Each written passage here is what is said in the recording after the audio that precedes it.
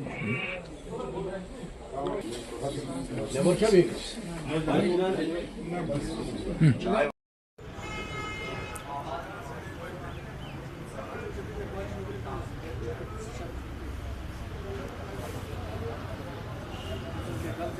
बिजहामा बोनियार से आया हूँ।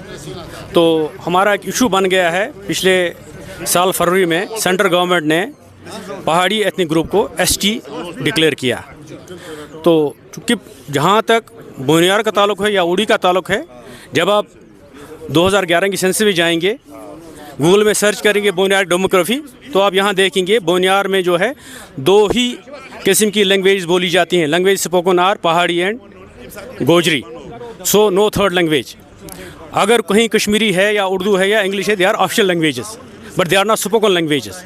जहाँ तक लोगों का रहन सहन का ताल्लुक़ है, एक किस्म का रहन सहन है, सब लोग एक जगह रहते हैं, तो डिस्टिंक्शन क्यों?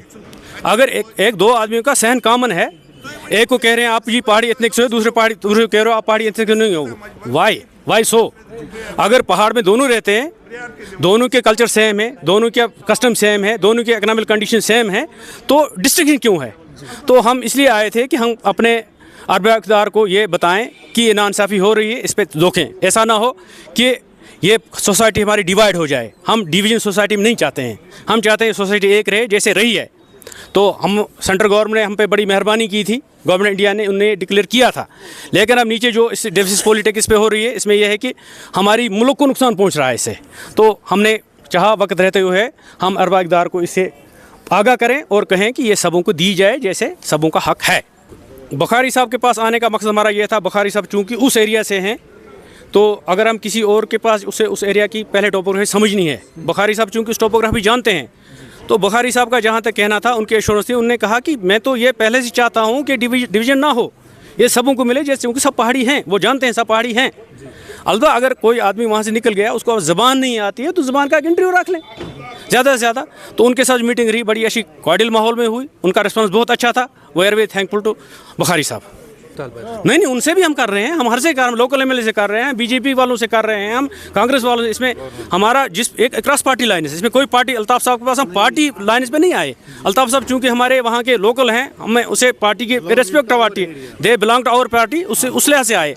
तो यहाँ इसमें नेशनल कॉन्फ्रेंस से हमदर्दी रखने वाले भी हैं, कांग्रेस के साथ रखने वाली है, बीजेपी के साथ रखने वाली है, और हर पार्टी के साथ कुछ लोग अड़चन। हाँ, तो हम चाहते हैं कि जो डिवासी पॉलिटिक्स ना हो। अल्ताफ़ साहब चूँकि वहाँ के ही सन ऑफ सॉइल, तो हमने कहा इनको पता होना चाहिए। एमएलए साहब से तो हम गाबखाई बातें करते हैं, और उनका भी पॉजिटिव अप्रोच है इसमें, ऐसी कोई बात, उनका पॉजिटिव अप्रोच है एमएलए साहब जो हमारे हैं। Thank you.